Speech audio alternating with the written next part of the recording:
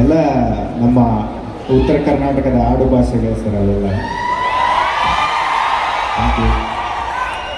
ಇನ್ನೊಂದೇನೆಂದ್ರೆ ಇಲ್ಲಿ ಬಂದಂಥ ಎಲ್ಲ ಪ್ರೇಕ್ಷಕರಿಗೂ ಹಂಗ ಎಲ್ಲ ನನ್ನ ಸಿನಿಮಾ ತಂಡಕ್ಕೂ ನನ್ನ ಕಡೆಯಿಂದ ಹೃದಯಪೂರ್ವಕವಾದ ಧನ್ಯವಾದಗಳು.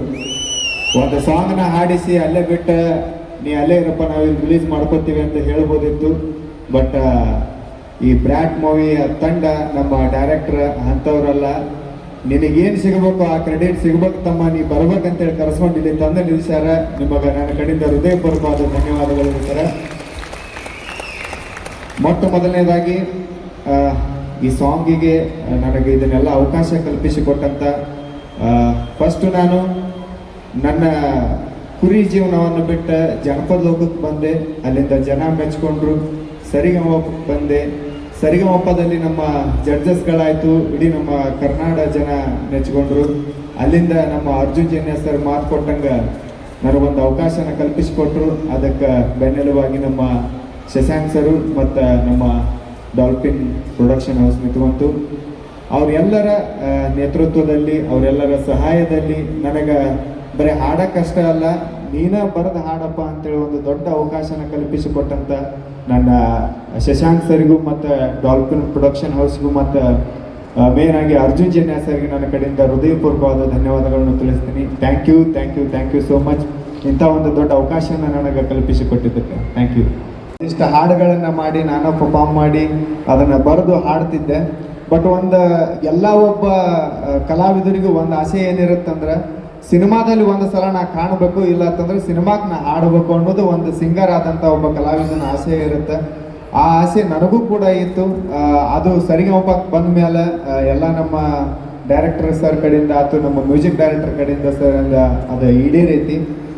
ಈ ಖುಷಿನ ನಾ ಹೆಂಗೆ ತೋಡ್ಕೋಬೇಕು ಅನ್ನೋದು ನನಗೆ ಗೊತ್ತಿಲ್ಲ. ಬಟ್ ಆದ್ರೆ ಉತ್ತರ ಕರ್ನಾಟಕದ ಜನ ಆಗಿರ್ಬೋದು, ಇಡೀ ಕರ್ನಾಟಕದ ಜನ ಆಗಿರ್ಬೋದು, ಈ ಒಂದು ಹಾಡನ್ನು ಬರೆಯೋಕೆ ಮೇನ್ ಅವಕಾಶ ಮಾಡಿಕೊಟ್ಟವರು ಅವರು ಅಂತ ನಾನು ಹೇಳ್ಕೊತೀನಿ. ಅವರಿಂದನೇ ಇಷ್ಟೆಲ್ಲ ಆಗಿದ್ದು.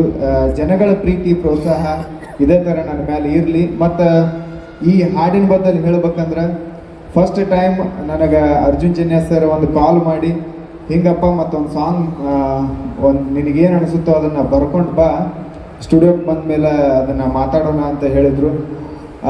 ನಾನು ನನ್ನ ಜೀವನದಾಗ ನನ್ನ ಹಾಡುಗಳು ಮಾಡ್ಕೊಳ್ಳೋಕೆ ಯಾವತ್ತೂ ಹೆದರಿಲ್ರಿ ಸರ.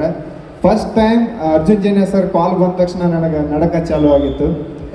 ಯಾಕಪ್ಪ ಇದು ಈಗ ಒಂದು ಹಾಡನ್ನ ಅಲ್ಲಿ ನನ್ನ ಹಾಡುಗಳನ್ನ ಮಾಡ್ಕೋತೀನಿ, ನನಗೆ ಅಷ್ಟೊಂದೇನು ಭಯ ಆಗಲ್ಲ. ಬಟ್ ಇಲ್ಲಿ ಒಳ್ಳೆ ಡೈರೆಕ್ಟ್ರು, ಅವರು ಕೂಡ ಒಳ್ಳೆ ಡೈರೆಕ್ಟರ್ ಅನ್ನೋದಕ್ಕಿಂತ ನಾವೊಬ್ಬ ಹಾಡು ಬರೆಯವ ಅಂದ್ರೆ ಅವರು ಹಾಡು ಬರೀತಾರೆ, ಅವ್ರನ್ನ ಒಪ್ಪಿಸೋದೈತಲ್ಲ ಅದು ದೊಡ್ಡ ತುಂಬ ಕಷ್ಟವಾದ ಕೆಲಸ.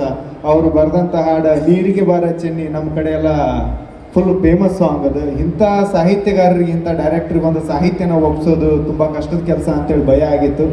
ಅವಾಗ ನಮ್ಮ ಶಶಾಂಕ್ ಸರ್ ಆಗಲಿ, ನಮ್ಮ ಅರ್ಜುನ್ ಜನ್ಯ ಸರ್ ಆಗಲಿ ಒಂದೇ ಮಾತು ಹೇಳಿದ್ರು, ಮಗ ನೀನು ಸಿನಿಮಾ ಹಾಡು ಬರಿತೀನಿ ಅಂತೇಳಿ ಬರೆಯಕ್ಕೆ ಹೋಗ್ಬೇಡ, ನಿನ್ನ ಹಾಡನ್ನ ಬರೆಯಕತ್ತೀನಿ ಅಂತ ತಿಳ್ಕೊಂಡು ಬರೀ ಅದಾಗತ್ತಂತಂದ್ರು. ಆ ಥರ ಟ್ರೈ ಮಾಡಿದೆ.